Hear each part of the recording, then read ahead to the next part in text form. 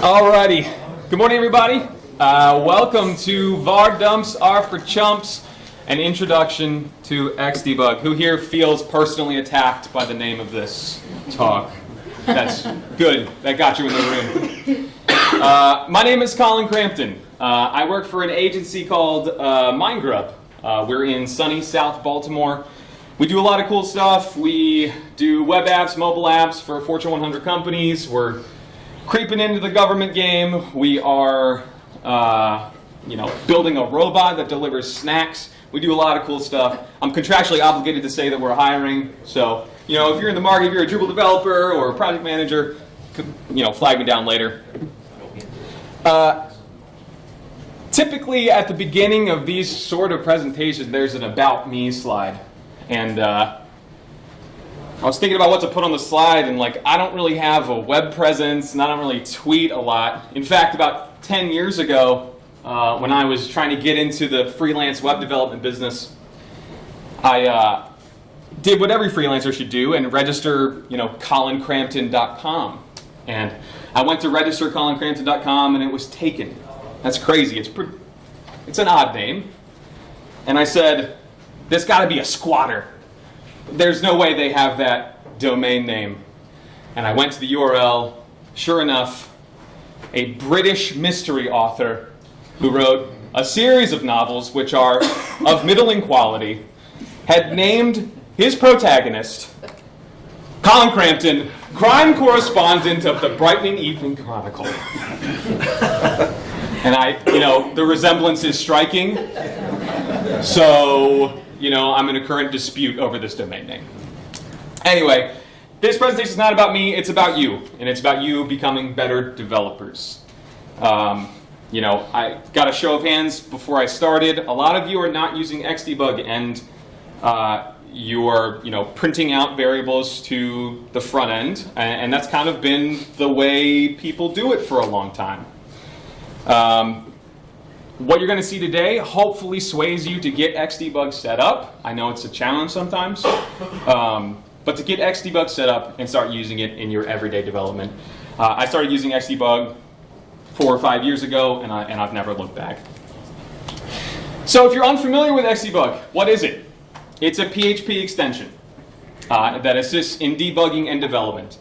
It provides, most importantly, single-step debugging to use with IDEs, and it's completely interactive inside your IDE when you're debugging your code.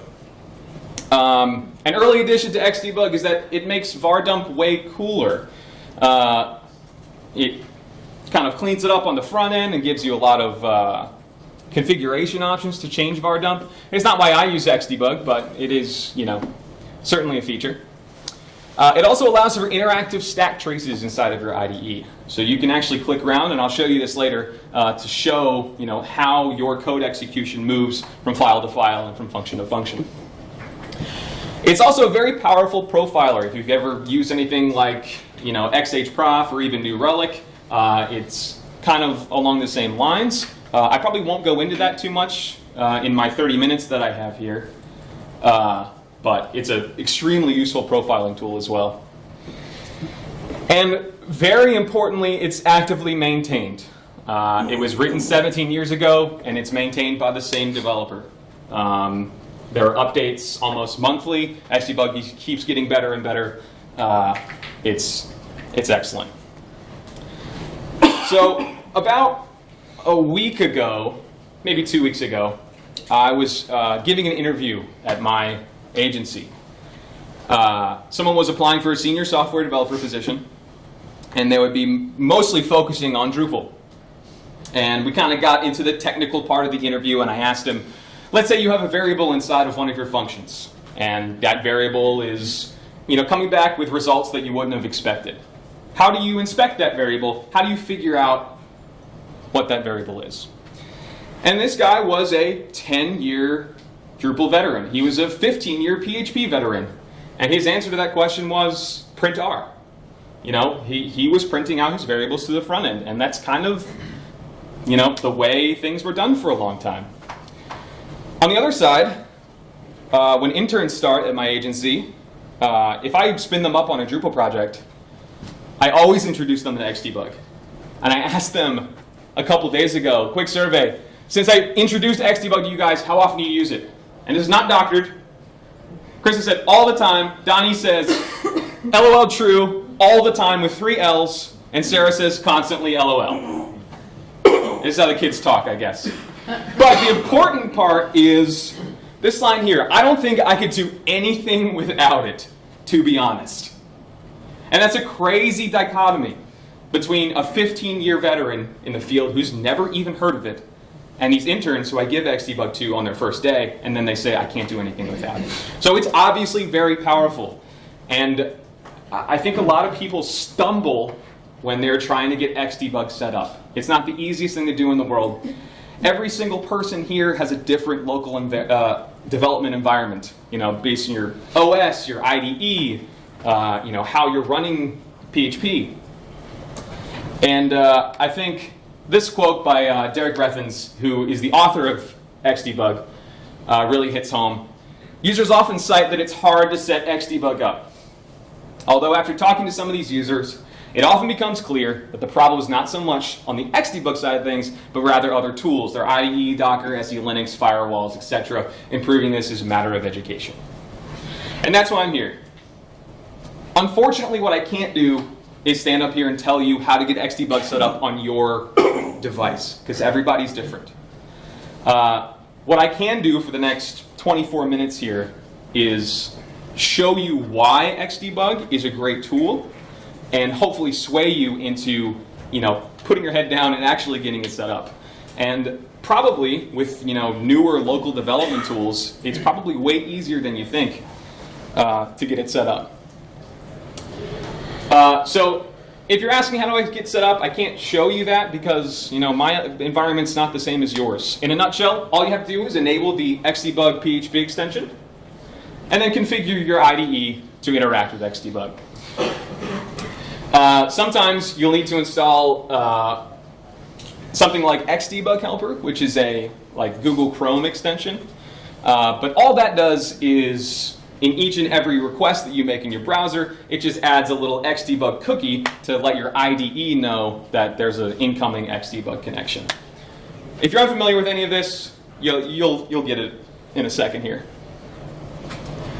No matter what IDE you use, you can probably use Xdebug's interactive debugger inside of it. Folks from around the globe have written plugins for almost every single major editor. So if you see your editor on this list, and even if you don't, it is very likely it'll be easy for you to get Xdebug set up and start interactively debugging your PHP code inside of your IDE. So at this point, I'm going to switch over to my machine. I have Xdebug set up. I am using a tool called Doxel, and I'm using an IDE called PHP Storm. Doxel is simply a tool to containerize Drupal projects into Docker containers. And PHP Storm is probably the most, if not one of the most popular IDEs out there. How many here are using PHP Storm to edit PHP code? Excellent, excellent. So give me one moment here to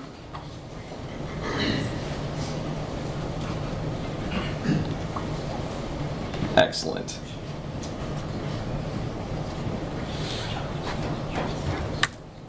So here we're looking at my PHP Storm installation. I'm using a tool called Doxel.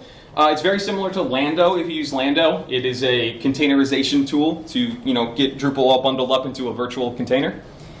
All that I needed to do to get Xdebug installed as an extension is add a simple variable to my Doxel environment file. Lando is exactly the same. You just need to go into a Lando environment file and enable Xdebug.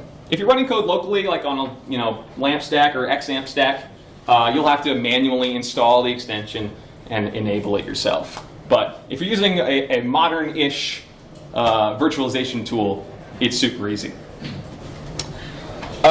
Since I'm running Xdebug, since I'm running Drupal inside of a virtual container, my debug connection is considered remote. I'm not coding on my local machine, I have a VirtualBox connecting. So that's where you need to do a little bit of configuration to get your IDE listening for Xdebug connections. So if we pop over in preferences here, you'll see that I've selected PHP servers on the left here in PHP Storm. There will be a setting like this in your IDE. And all that I had to do was say that my incoming requests that I'm making in my browser are coming from this URL. It's running on port 80. And the important step that a lot of people miss, I need to map my local code to the code that's running on the server. So on the left side here, I have my local path to my web root, where my Drupal installation is. And on the right side is where that code lives on the server. So that may have seemed complicated. That may have seemed easy to each and every one of you. Your environments are different. I promise you can get it set up. If you've had headaches before, you're trying to get it set up, or you're stuck in limbo, push through it. I promise you it's worth it, and you'll see here in a moment why. For the purposes of the following, the rest of the demo here, I have a completely standard Drupal 8.7 installation running. I've installed 2 contrib modules. They are devel and devel generate, simply for the purposes to make some articles. I've made 10 articles on this Drupal site. There's nothing else installed, and I'm using everything out of the box.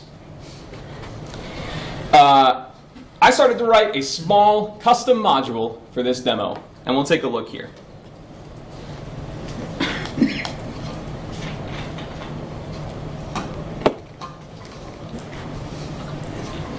Here we're looking inside a controller.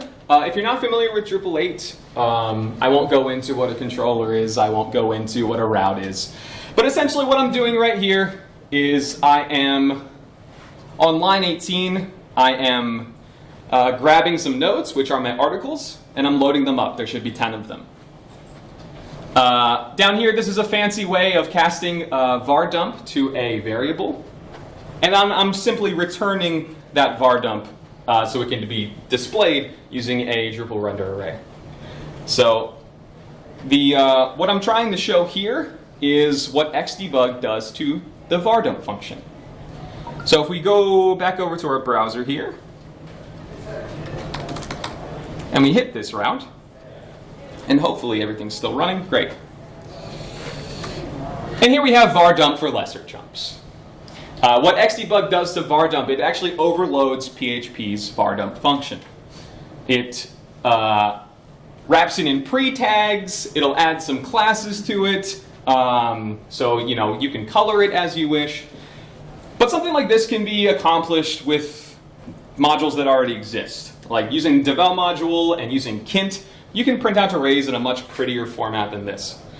This isn't the reason I use Xdebug. This was an early addition to Xdebug, and it was really great 15 years ago, but this isn't the reason I use it. The reason I use Xdebug is for interactive debugging inside of my IDE. So we can take a look at that. Let's say I just got a request from a client, and that client said, I need a page on my website. And that page needs to display the titles of all my articles. But you can't use views. And I said, okay, I won't use views.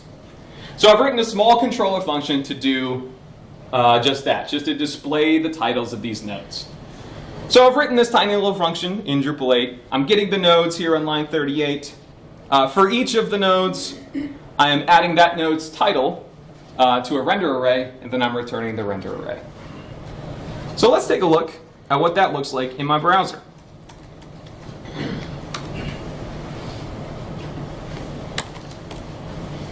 Uh-oh. White screen of death. How many have seen this? Once or twice. All right, that's good. That's good. These white screen of deaths can be an absolute nightmare. Typically we'll check our watchdog logs, we'll check our PHP logs. Hopefully there's an exception somewhere that's thrown. But a lot of times those logs aren't helpful. A lot of times, your exception might be thrown deep inside of Drupal's plumbing. So that's where Xdebug comes in really handy. So let's set a breakpoint inside of that controller that I just wrote, and we'll see what Xdebug can do.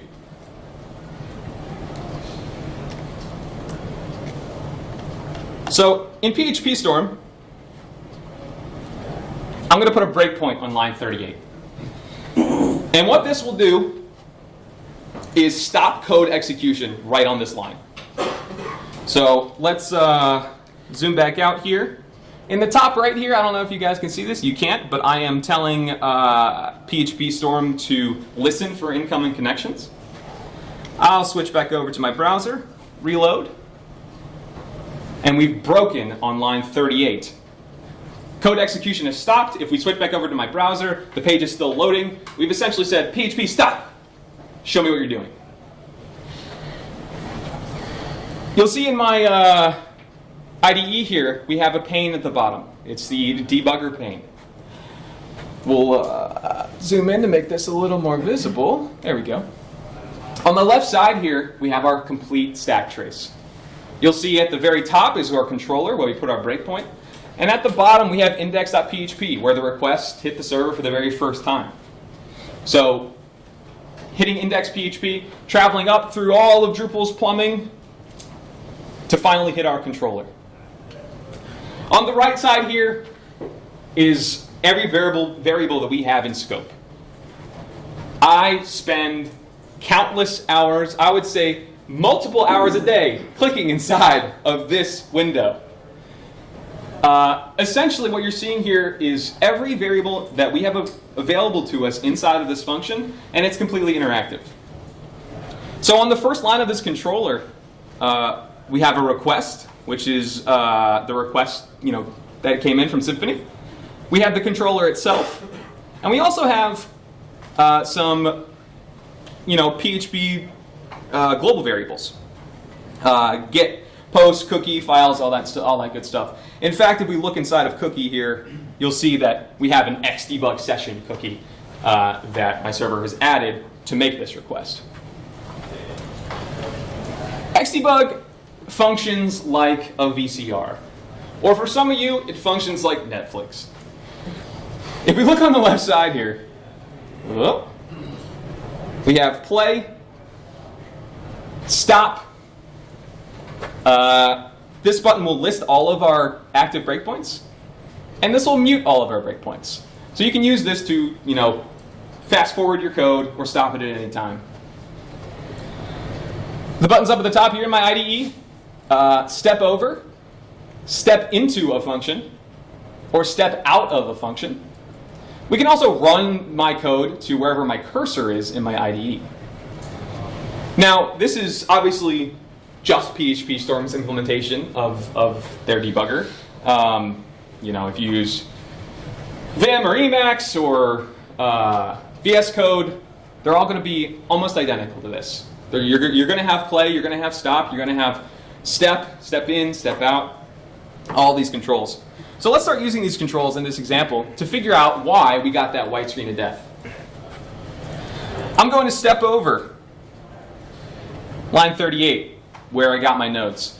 You'll see down at the bottom, we have a new blue variable. That means it was changed or added in the last step of code. Let's open up these nodes. Yep, this looks about right. I knew there was 10 articles. We loaded up 10 articles. And each one of these has all the data inside of a loaded node. Now you can already see var dumping nodes or using print r on nodes would have been crazy. Even using kint to try to get inside of this array would have been time consuming. But we have a completely interactive inspector for our variables here. So let's continue on with this controller and find out what went wrong. So we'll step over, making that empty array. That looks fine. We'll step over again. We'll step over line 43, and my script died. My script died on line 43. And if we go back over to my browser, we'll see that the white screen of death remains. So, to me, a smart developer, my problem must be on line 43.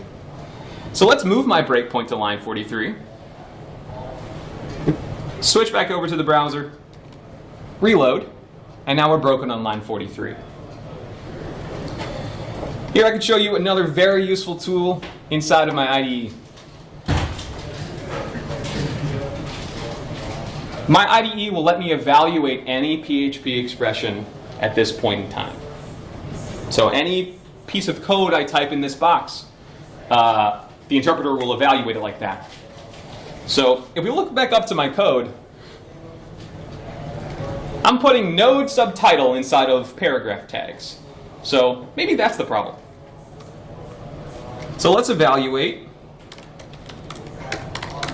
node title. Wait a minute, that's not a string at all. That doesn't look like the node's title. This is a field item list. That's because we're in Drupal 8. In Drupal 8, you can't use node title like you did in Drupal 7. That's me being silly. I have muscle memory from 10 years in Drupal 7. So what does work? Well, you might have seen it earlier. Node get title is what I need. So I can click evaluate there, and we'll see that the result is the actual title, which is in Latin, of this node. So using my evaluate expression here in Xdebug, or here in PHP Storm, switch back out. We can stop execution. I'll make that necessary fix. I'll mute my breakpoints here so I can go back to the browser without being interrupted. Refresh. And now I've listed my titles of all my articles. And that's just a very simple example of how Xdebug can help you figure out when something's wrong. It let me, go inside of the code, go inside and inspect the variables without having to print it out to my front end. Xdebug is a great tool for when things go wrong. It's also an even better tool for when you have no idea what you're doing. Very often, you'll start writing a function and then you'll have access to some variables that were passed into that function and you have no idea where to go. Here's a good example. A client asked me, Colin, I loved your last work where you printed out the titles of my nodes. But please, can you make it so when you view a node, the content starts with the words once upon a time? And I say, Mr. Client or Mrs. Client, sure, I can do that for you. And I know how to do that because I can write a preprocessed node, a hook preprocessed node function. So I've Googled and I've figured out that a preprocessed node can change the content of a node when it's displayed. So I've written my function, preprocessed node to accept the variables before they get to the template. We can change them.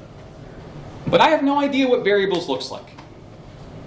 So nothing's gone wrong, but I'm going to use Xdebug to figure out how to get this done. On line 27, I've written a very silly statement that says return null, which essentially does nothing inside of a preprocessed node, simply so I can put a breakpoint there. So let's pop back out to my browser. I'll go browse some content here. I'll go click on a node. I'll zoom back out. I'll unmute my breakpoints. Pop back over to the browser.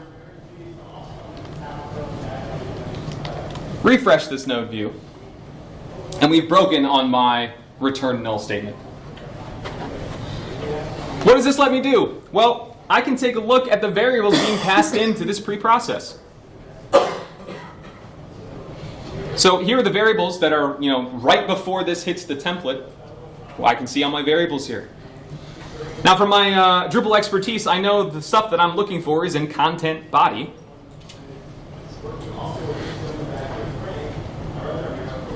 Sub-0 text. So there's the body of our node. This is what the client wants to be prepended with once upon a time. So I can use even more IDE tools to accomplish this. So I have this selected. We'll right-click here. There are a lot of useful functions simply by right-clicking the variable. We can copy the name. We can copy the value.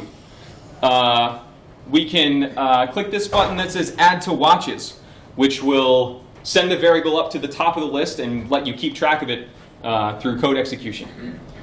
But right here, what I'm going to use is this button called Copy Path, which I use all the time.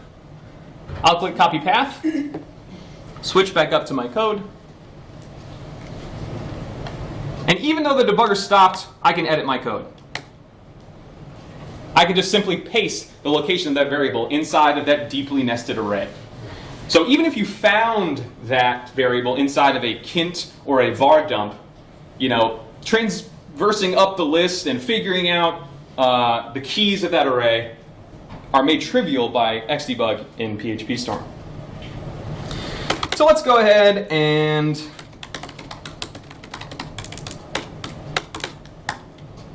do what the client asked.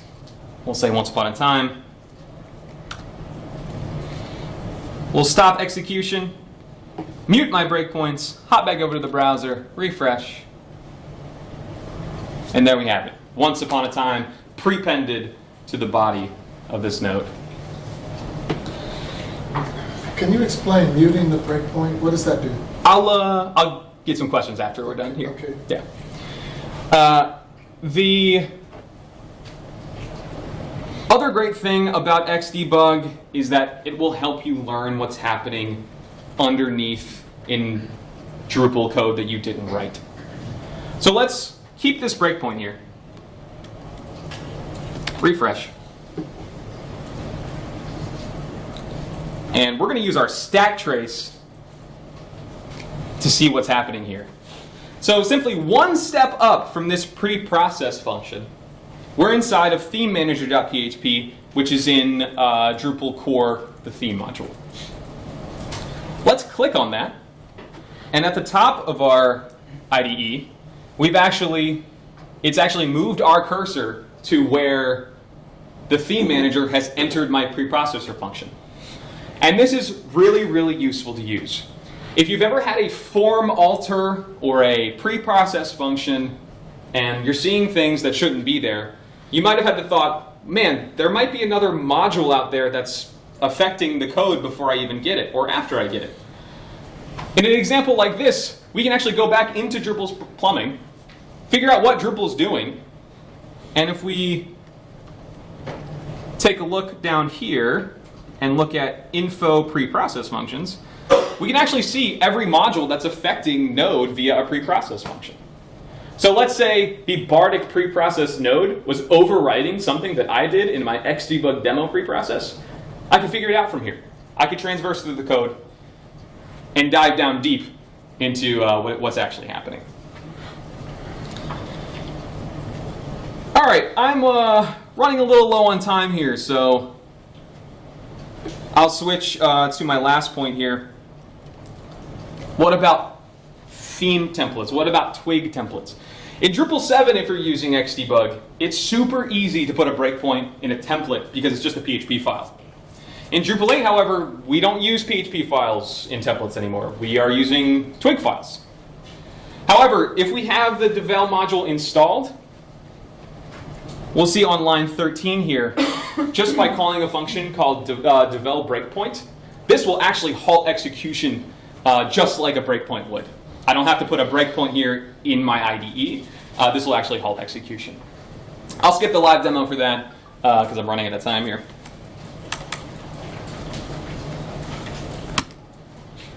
So we covered how Xdebug improves vardump. We did some line-by-line debugging. I explained a little bit how you can be proactive and use Xdebug when you don't know what you're doing. And we talked a little bit about twig debugging. Something as powerful as Xdebug can't come without its caveats. I'll skip to the second breakpoint here. It's slow. I actually talked with some gentlemen before the talk that, hey, when I turn Xdebug on, it's really slow. And it is. This quote by Xdebug's author earlier just this year said that even with it just loaded and enabled, there's too much of a performance impact. That's because Xdebug usually has every feature ready to go, even though you don't necessarily want to use all these different features. So if you've installed Xdebug, double check your config variables. If you're debugging like I just showed you, you don't want the profiler on. If you're profiling your code, seeing how long functions take and the performance of your code, you don't want the debugger on. So you can certainly speed up Xdebug by changing some configuration variables. However, even in the perfect scenario, it's going to slow down your code. In my example, there wasn't really that much slowdown. I mean, yeah, maybe the page loads took an extra, 0.2 of a second. But as a developer day to day, that doesn't bug me. The slowdown that Xdebug brings is worth it to get what I get out of Xdebug. Drupal 8 caches, and it caches very well. If you write, let's say, a custom block, and you put a breakpoint inside of that block, and you run your code, and it doesn't hit that breakpoint, well, that's probably because that block is cached. The block is cached for the explicit purpose to skip code execution. So in my demo, I made sure nothing was cached. Theme registry wasn't cached. No blocks were cached. I was logged in, so there was no anonymous user caching. When you're debugging, just make sure you have the settings in place to not cache anything, and make sure debug hits correctly. Thirdly, breakpoints are really finicky, and this is something you'll get used to over time and overuse of Xdebug. We have an example on the left where we're returning a nested array with a function call inside of it. However, on the right, we're returning just a nested array with a string inside of it. But in my IDE and in most IDEs, the example on the left needs a breakpoint on line 29. However, the example on the right needs a breakpoint on line 27. When I first started using Xdebug, this really threw me for a loop, so I just ended up putting breakpoints on every single line from 26 to 32, and that worked for me. But you'll get used to it. If you have to happen to grab these slides somewhere, I have some resources here. The Xdebug docs are excellent. Derek Rethins' blog is excellent. He talks about Xdebug almost every week. There are plenty of Drupal.org guides to get set up with Xdebug and how to use it with Drupal. And the kind of springboard for all of this was a blog from Delicious Brains that kind of goes over the points that I talked about here. So definitely check those out, and I can't urge you enough. If you haven't gotten Xdebug set up and you're on the fence about it, it's going to change your day-to-day development. I use it every single day, and it's going to make you a better developer. So that's my time. I was told to open it up for questions around this point, and I already had one. What does muting my breakpoints do? So if we switch back over,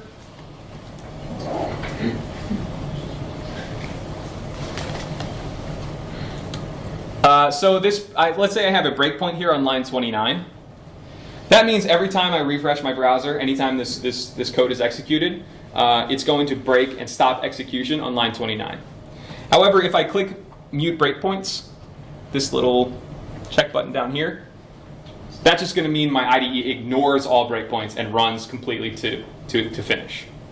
So usually, you'll use that if you want to keep your breakpoints where they are, but I want to reload my page without listening for an Xdebug connection. But it stopped on the breakpoint.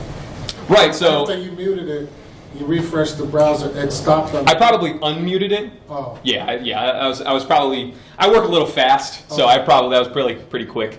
So. Okay. Yeah. Yes. So I've been using Kint for variables, and it Sure. frequently crashes my browser. Yes. Does that ever happen using Xdebug? So Xdebug handles recursion really well and big stuff. So if you have a class that has like a class inside of that class and their recursion parents sibling stuff is happening, Xdebug knows that. And I can't really show an example here off the top of my head. But no Xdebug related crashes in my 5-year history. That is a great, The additions to var_dump that they made, the first thing that I showed, they actually have that turned on as well. They handle recursion, and like that doesn't crash your browser anymore. But yeah, inside of my IDE, not a problem. Anybody else? All right, cool.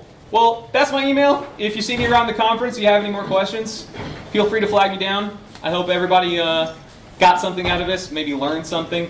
If you use Xdebug, keep using it. If you don't, give it a try.